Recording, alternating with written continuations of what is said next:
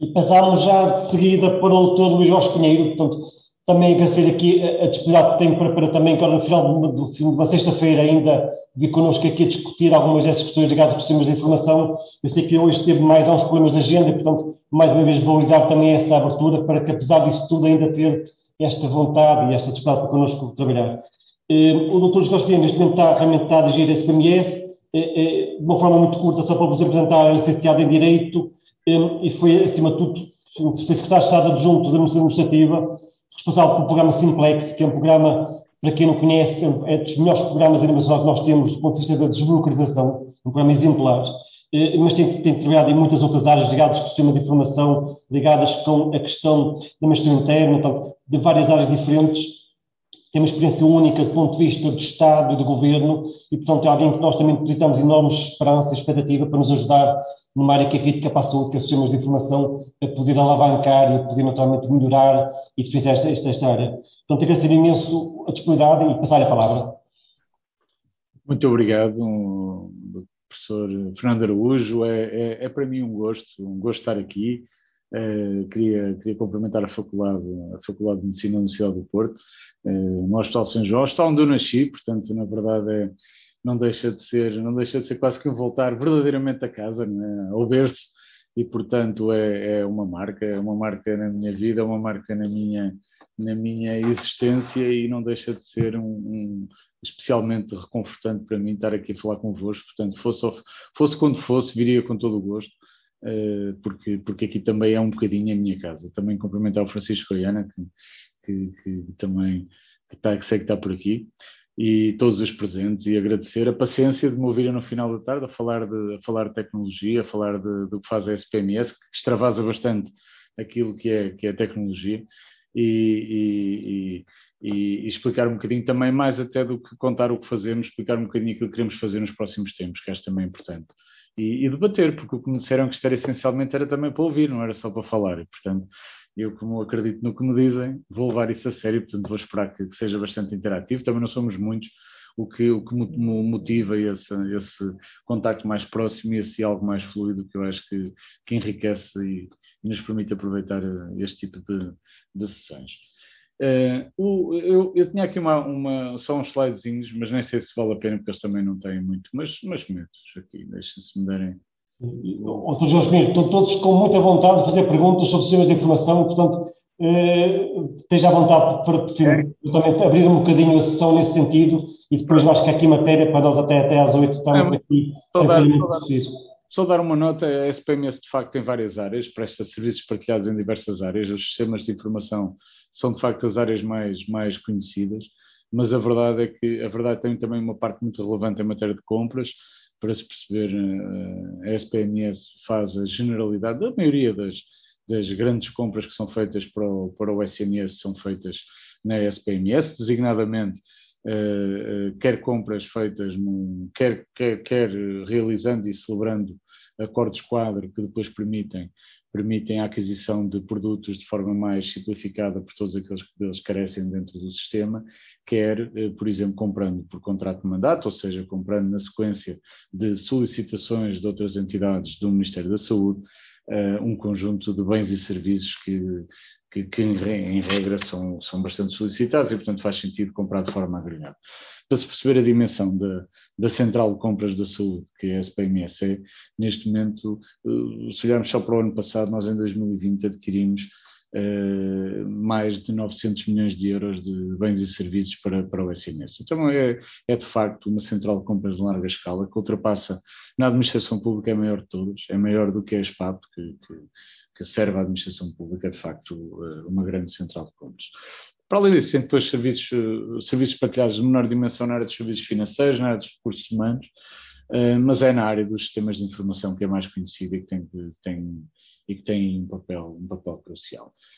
E por isso eu vinha essencialmente falar disso. Quanto aos serviços de informação, e mais do que gastar aqui muito tempo a falar do que fazemos, até porque a maior parte de vocês, acredito, trabalham no setor da saúde, portanto conhecem bem os nossos sistemas de informação. Eu ia falar um bocadinho sobre aquilo em que estamos a trabalhar e acima de tudo, aquilo em que queremos trabalhar nos próximos 2 a 5 anos, no futuro da saúde em Portugal. Nós vivemos tempos muito difíceis, todos os conhecemos. São provavelmente os tempos mais desafiantes que tivemos a infelicidade de atravessar nas nossas vidas. Eu falo pela minha, que já contando com alguns anos, acho que nunca me passou pela cabeça viver tempos como estes que vivemos no último ano e 3 meses, ou ano e meio mais, diria eu, olhando para o mundo.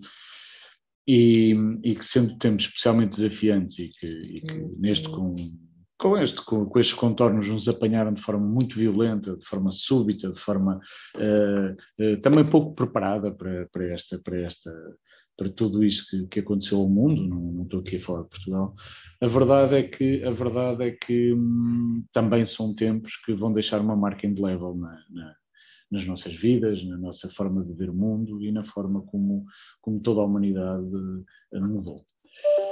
E por isso eu acho que ninguém nos perdoaria. Ninguém nos perdoaria se não aprendêssemos com as lições que todos recebemos ao longo deste ano e meio e usá-las no sentido de construir um SNS mais sólido, mais robusto, mais resiliente, mais preparado para estes e outros desafios que seguramente aí virão. E desde logo temos um desafio muito grande pela frente, que é o desafio de garantir que o Serviço Nacional de Saúde, sendo uma estrutura que carece de um conjunto significativo de recursos anuais para se manter a servir as pessoas com a qualidade e com o desempenho que bem demonstrou durante este período, é verdade que tem sempre um desafio de sustentabilidade que o acompanha, eu diria, há muitos anos. E, portanto, estes momentos de maior teste à sua capacidade e estes momentos que podem, de alguma forma, trazer alguma incerteza quanto ao futuro, são sempre tempos complicados. E nessa medida, quanto mais sólido, mais capaz, mais robusto for o SNS, maior é a garantia de continuar de vento em popa, capaz de enfrentar o futuro. E eu acho que o futuro, há aqui sinais de esperança relativamente ao futuro. E desde logo há dois que eu acho que são absolutamente cruciais e que podem ser a base, de facto, de um futuro melhor. Por um lado, acho que vamos ter nos próximos anos um contexto que nunca tivemos e na área das tecnologias de informação nunca tivemos. A permeabilidade e a adesão que as pessoas hoje têm a sistemas de informação que têm décadas alguns, práticas de utilização desses mesmos sistemas que têm muitos anos, mas que na verdade nunca tiveram um peso significativo na prática, no cotidiano do SNS. Hoje em dia falar de uma teleconsulta é vulgar.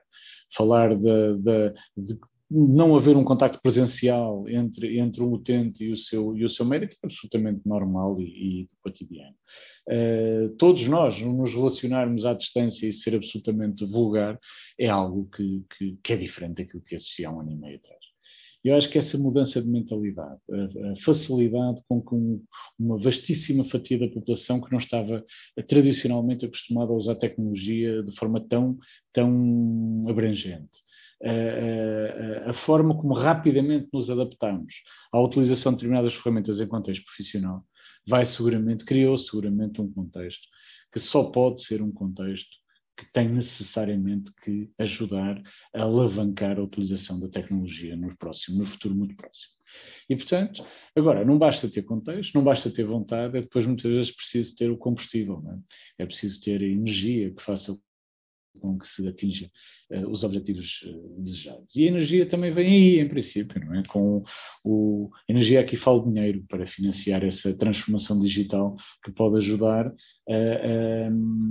a dar corpo a essa vontade de satisfazer esta necessidade de continuar a fornecer ferramentas cada vez mais capazes e cada vez mais eficazes para servir melhor os utentes, num contexto em que as pessoas deixou de haver resistência à sua utilização. Isso é coisa do passado. Hoje em dia até quase que deixou fazer sentido discursar contra a utilização de ferramentas tecnológicas no desempenho de qualquer função e na saúde, por maioria de razão. E, portanto, eu diria que estes dois sinais, por um lado, dinheiro, e o dinheiro estou a pensar no plano de recuperação e resiliência, que comporta um pacote financeiro muito significativo para a transformação digital na saúde, e este contexto histórico de mudança de forma de ver a tecnologia são, diria eu, os dois grandes ingredientes que podem ajudar a alavancar uma transformação digital muito rápida no setor da saúde. E nós, no que respeita à SPMS, aquilo que queremos fazer, nós não temos os instrumentos todos na mão, nem queremos ter os instrumentos todos na mão, até porque seguramente se dependêssemos só de nós para fazer isto, iríamos fazer mal. E é exatamente porque não dependemos só de nós que há uma garantia de que possamos vir a atingir, nós, enquanto coletivo, os nossos objetivos. Nós desenhamos o plano de transformação digital na saúde assente em 4 pilares.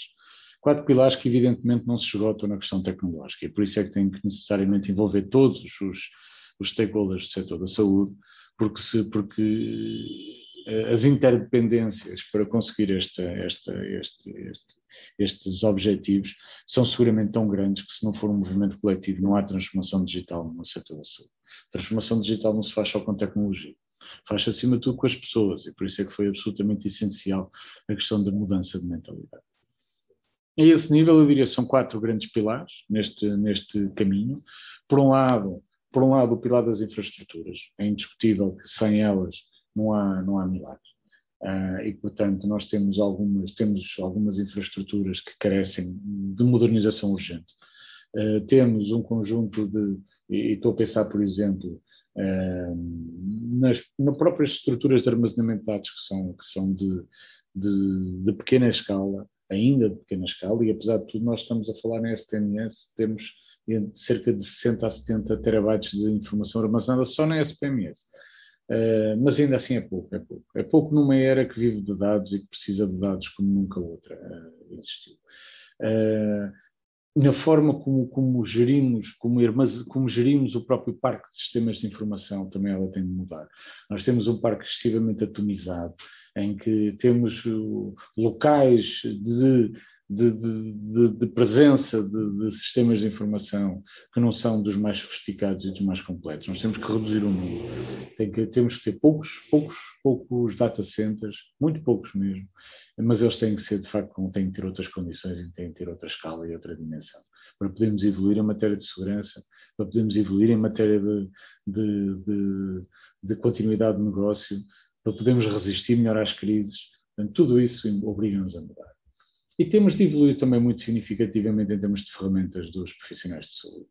A verdade é que nós, ainda hoje, e não é preciso ir a um centro de saúde, mesmo os hospitais, que são francamente mais modernizados do que são as unidades de cuidados de saúde primários, ainda há muitos equipamentos que são de outra era e que dificultam verdadeiramente a operação diária dos profissionais e que também têm de alguma forma um impacto até na diminuição da motivação dos mesmos profissionais, porque a verdade é que também ter ferramentas mais atualizadas e mais capazes também é fundamental para os profissionais que todos os dias exercem essa função, até na sua relação de maior compromisso e de maior compromisso com a sua própria produtividade. É fundamental haver essa melhoria e tem que ser absolutamente realizado. E depois é preciso ir para as infraestruturas, tendo em conta aquilo que se quer fazer em termos de sistemas de informação, porque elas não são todas fungíveis. Não é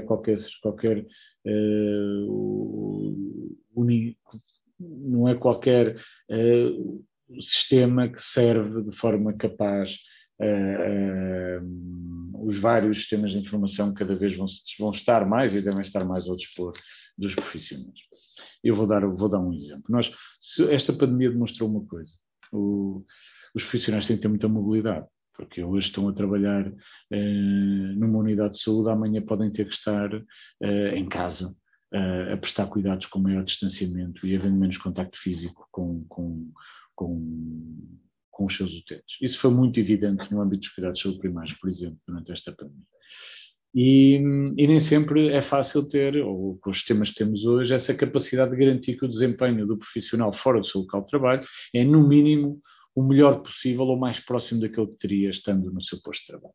E isso hoje em dia isso não é aceitável, evidentemente não é aceitável. E, portanto, temos que ter, esse é claramente um vetor de transformação urgente e que tem que ser seguramente seguido. Por outro lado, do ponto de vista das infraestruturas de comunicação, também têm de evoluir significativamente. É certo que hoje temos, por exemplo, uma rede de dados que é francamente mais robusta do que aquela que existia há uns tempos. Hoje temos um mínimo de 40 megabits por segundo a servir todas as unidades de cuidados subprimários e os hospitais têm um mínimo de 500 megabits por segundo, portanto são outras condições. Mas ainda assim há muito a fazer, principalmente numa era em que entramos no 5G, em que os dados são cada vez mais relevantes, em que todos nós gostaríamos que estas autoestradas de informação fossem cada vez mais velozes, em que tudo funciona em que tudo deve funcionar de alguma forma na nuvem, e para isso nós temos que ter a rede de dados da saúde tem que ser cada vez mais capaz, cada vez mais global, cada vez mais abrangente.